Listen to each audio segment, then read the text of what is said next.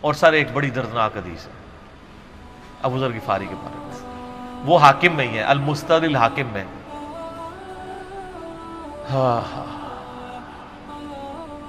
غزوہ تبوک آپ کو پتا ہے ایک ایسا غزوہ تھا جس میں جو شرکت نہیں کرے گا وہ منافق ڈکلیئر ہوگا، قرآن میں فتویٰ آ گیا تھا۔ اس سے پہلے کبھی نفیر عام نہیں تھی، یہ پہلا اور آخری موقع تھا، کیونکہ رومن امپائر سے ٹکرانا تھا، سپر پاور تھی دنیا کی، 1.5 لاکھ کی فوج لے کے کیسرے روم بارڈر پہ آ گیا تھا عرب کے۔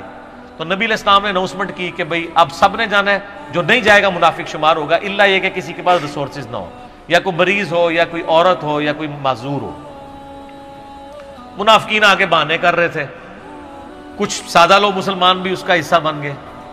بخاری مسلم میں 3 اصحاب کی توبہ کا واقعہ بھی موجود ہے، وہی میری ویڈیو ریکارڈڈ ہے۔ تو کعب بن مالک کی رضی اللہ تعالیٰ عنہ علیہ السلام، تو کچھ لوگ جو ہے وہ یعنی اپنے ان معاملات کی وجہ سے کچھ پیچھے بھی رہ گئے۔ تو المستدرک الحاکم میں آتا ہے کہ صحابہ کرام کہتے ہیں کہ ہم نبی علیہ السلام کے ساتھ سفر پہ نکلے نا جب، تو نبی علیہ السلام کو آ کے کوئی بتاتا تھا، کہتا تھا یا رسول اللہ وہ جو فلاں بندہ تھا نا وہ بھی کوئی نہیں آیا، پیچھے رہ گئے۔ تو آپ علیہ السلام پرواہ نہیں کرتے تھے۔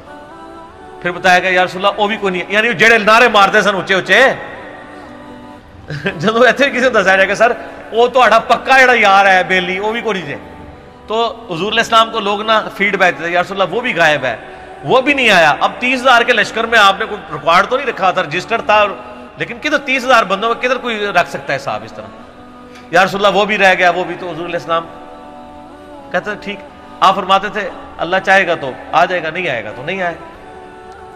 تو کسی نے کہا کہ وہ ابو ذر غفاری بھی پیچھے رہ گئے، آیا اور ابو ذر کو اس کے اونٹ نے روک لیا۔ اونٹ ہی نہیں اٹھ رہا تھا نا سر، وہ آپ کو گاڑی تو نہیں ہے نا جو سٹارٹ کر لیں گے آپ، اونٹ چلنے سے انکار کر دے، کوئی کر سکتا ہے؟ اور سر سفر کتنا ہے؟ 700 کلومیٹر، 700 کلومیٹر کا ریگستانی سفر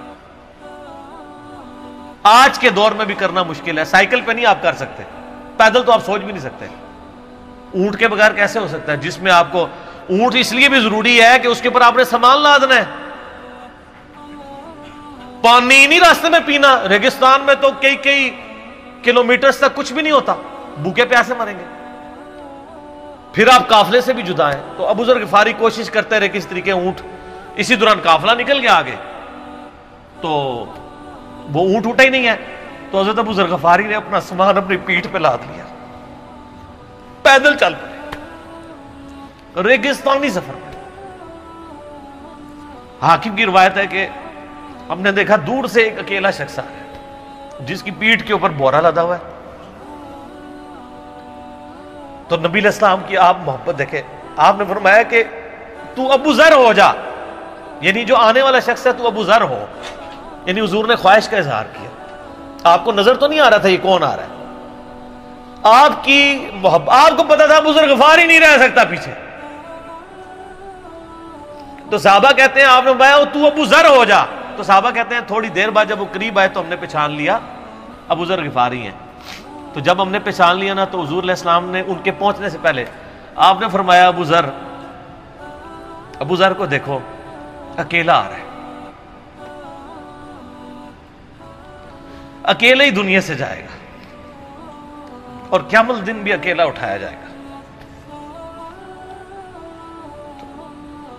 دنیا سے کیا کہہ رہے گے؟ صحیح بخاری میں آتا ہے کہ حضرت عثمان غنی رضی اللہ عنہ کے دور میں چکے، یہ اس حدیث کا بھی کچھ حصہ باقی ہے، میں بعد میں بیان کروں، پہلے میں اس کو کنکلوڈ کر لوں کہ صحیح بخاری میں آتا ہے کہ حضرت ابو ذر غفاری شام چلے گئے تھے، وہاں پہ چونکہ گورنر تھے حضرت معاویہ رضی اللہ تعالیٰ عنہ،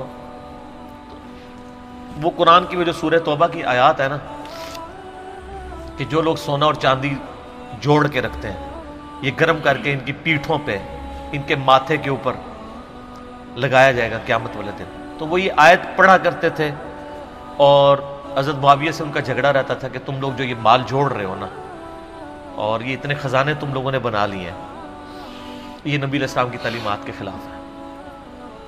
تو حضرت معاویہ کہتے تھے یہ تو اہل کتاب کے بارے میں آیات نازل ہوئی ہیں، تو وہ کہتے تھے نہیں، یہ سب کے بارے میں ہے۔ اب شرعی حکم یہ ہے کہ مال آپ جوڑ سکتے ہیں اگر آپ زکوٰۃ دے رہے ہیں، لیکن یہ پسندیدہ نہیں ہے، طریقہ نبوت یہ نہیں ہے۔ نبی علیہ السلام نہیں جوڑ سکتے تھے، پوری زندگی زکوٰۃ دینے کی نوبت نہیں آئی ہے، حالانکہ خمس ملتا تھا، خیرات کرتا تھا۔ ابو ذر غفاری کا جھگڑا یہ تھا کہ تم تو نبی کے اصحاب ہو، تم لوگوں کو یہ زیب ہی نہیں دیتا کہ تم لوگ اس طرح کے محلات میں رہو اور اس طرح مال جوڑو۔ تو اب چونکہ سینئر صحابی تھے، ان کو ہاتھ ڈالنا بھی آسان نہیں تھا، پھر نبی علیہ السلام نے فرمایا ہو کہ اس سے زیادہ سچا انسان ہی کوئی نہیں، تو حضرت معاویہ نے خط لکھا حضرت عثمان کو کہ جی اس بندے سے میری جان چھڑائے نا، اس کو آپ واپس بلائیں۔ حضرت معاویہ نے جب خط لکھا تو حضرت عثمان نے ان کو کہا تم مدینہ شریف واپس آ جاؤ۔ مدینہ شریف جب یہ واپس آئے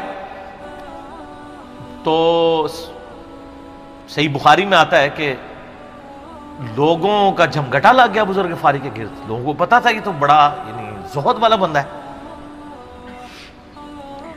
تو ابو ذر غفاری وہی حدیثیں سنایا کرتے تھے کہ حضور نے فرمایا یہ پہاڑ سونے کے برابر ہو تو میں خیرات کر دوں گا،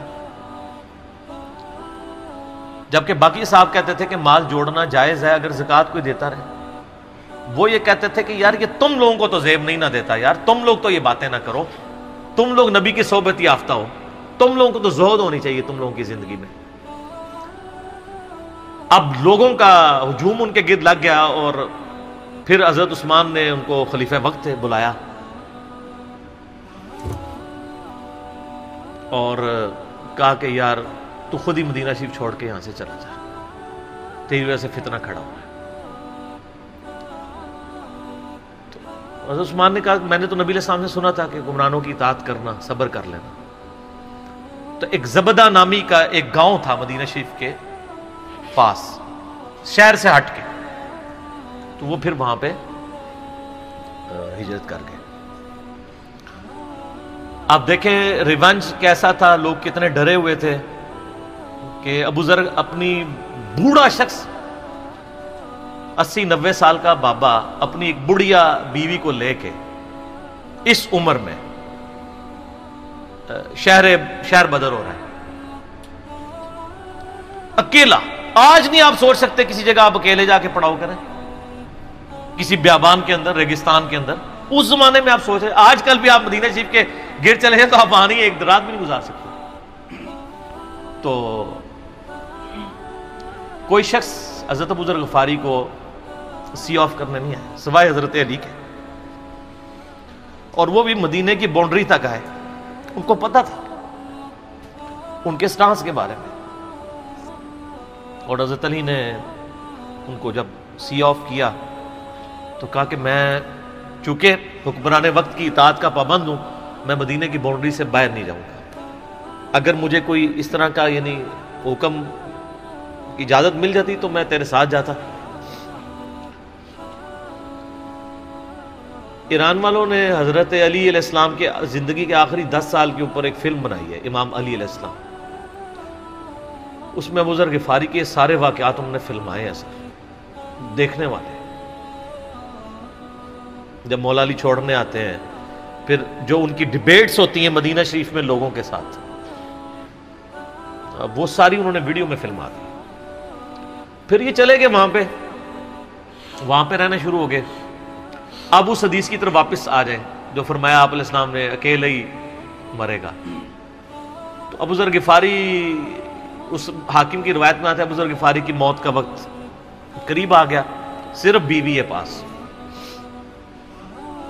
بیوی نے رونا شروع کر دیا کہ حضرت آپ فوت ہو گئے، آپ کو کفن کون دے گا، آپ کو غسل کون دے گا، آپ کو دفنائے گا کون، میں عورت ذات کیا کر سکتی ہوں۔ حضرت ابو ذر نے کہا کہ نبی علیہ السلام سے میں نے سنا تھا کہ تو اکیلا مرے گا، پھر مسلمانوں کا ایک قافلہ وہاں سے گزرے گا جو تجھے کفن دے کے دفنائے گا اور جنازہ بھی پڑے گا۔ تو نے فکر نہیں کرنی، جب میں مر جاؤں تو میری لاش کو چوراہے پہ رکھ دینا، گزرگاہ پہ، جو یعنی مدینہ کی طرف راستہ آتا تھا گاؤں ایریا سے گزر کے، اللہ میرا بندوبست کر دے گا۔ وہی ہوا کہ ان کے مرنے کے بعد مسلمانوں کا ایک قافلہ دور سے آ رہا تھا، تو اسی مستدل حاکم کی حدیث میں آتا ہے کہ سر قافلہ بھی سنے پھر کون ہے؟ عبداللہ ابن مسعود رضی اللہ عنہ۔ ابو ذر غفاری بھی زہد کے امام، ابن مسعود بھی زہد کے امام، ابو درداء بھی زہد کے امام۔